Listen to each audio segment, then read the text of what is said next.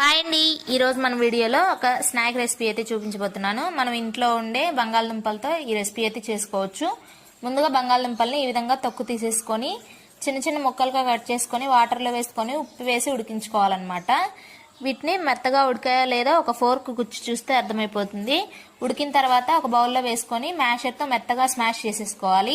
ఇప్పుడు ఇందులోకి ఉప్పు, కారం, మిరియాల పొడి, అలాగే 2 టీ స్పూన్ల కార్న్ ఫ్లోర్, 1 టీ స్పూన్ బియ్యం పిండి వేసుకోవాలి. మనం చేసేవి క్రిస్పీగా రావడం కోసం ఇలా వేసుకొని మొత్తం కలిపేసుకోవాలన్నమాట. తర్వాత మనం చేతికి ఆయిల్ అప్లై చేసుకొని కొంచెం ఆ పిండి ముద్దను తీసుకొని ఈ విధంగా రోల్ చేసుకొని నైఫ్ తోటి ఈ విధంగా కట్ చేసుకొని ఫోర్క్ తోటి కొంచెం ప్రెస్ చేసామంటే మనకి పొటాటో పిల్లో షేప్ వస్తాయి అన్నమాట. ఇప్పుడు బాగా హీట్ అవుతున్న ఆయిల్లో ఈ విధంగా వేసేసుకొని బాగా 2 నిమిషాలు అటు ఇటు ఫ్రై చేసుకున్నామంటే పొటాటో పిల్లోస్ అయితే రెడీ. చాలా బాగుంటాయి. ఒకసారి మీరు కూడా ట్రై చేయండి. వీడియో నచ్చితే లైక్ చేసి ఇలాంటి మంచి మంచి రెసిపీస్ కోసం సబ్స్క్రైబ్ చేసుకోండి. Bye bye.